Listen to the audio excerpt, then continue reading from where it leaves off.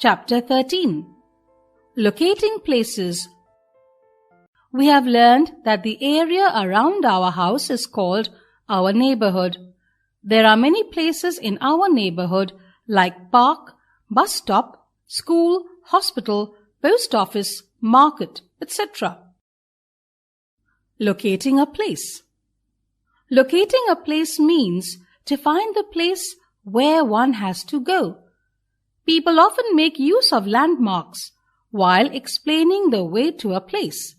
A landmark can be any big, prominent structure like a school, hospital, temple, or parks, etc. Landmarks help us to locate the place we are searching for. Look at this drawing of Aman's neighborhood. This shows the location of various places in his neighborhood. We can locate a place in a neighborhood with the help of directions, plans, sketches, and maps. Directions. It is difficult to reach a new place without proper directions.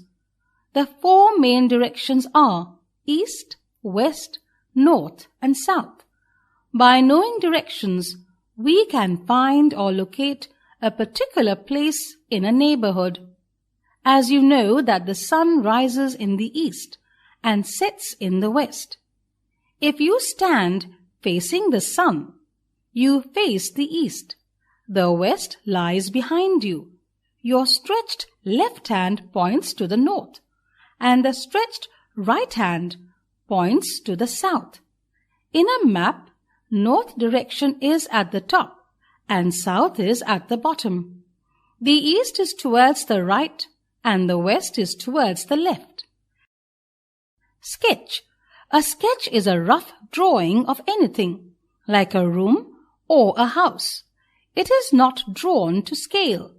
It uses signs and symbols instead of pictures in order to save space and show landmarks.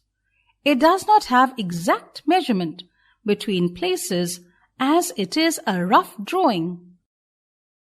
Plan. A plan shows the details of an area using symbols and directions on paper. It is the exact copy of an area. In most colonies, the plan of the colony is displayed at the entrance gate. Before building a house, a plan of house has to be prepared. Map. A map is a drawing of a large area on a flat surface, such as paper, with proper measurements. It has a scale. A scale helps to represent the distance but at small levels. For example, a distance of 200 kilometers may be represented by 2 centimeters on a map. A map represents a neighborhood, city, country, or whole world. A book of map is called an atlas. It is a very important tool to locate a particular place in an area. People use map to locate a place, to calculate distance between places, and for other purposes. Symbols and colors. We use symbols and colors to show different landmarks, such as boundaries between countries, roads, railway lines, trees, etc. Symbols are used in a map to save space and because they are easy to understand. A list of the symbols used is given on the left side of the map, along with what they stand for. Such a list is called a key. A key helps us to read a map correctly. All maps use certain colors.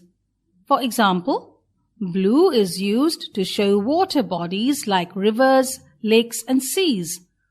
Green shows forests, and brown shows mountains. Some of the symbols used in a plan or map of a neighborhood are shown below. Post office, hospital, park, house, temple, school, road, railway line, river, lake, mountain.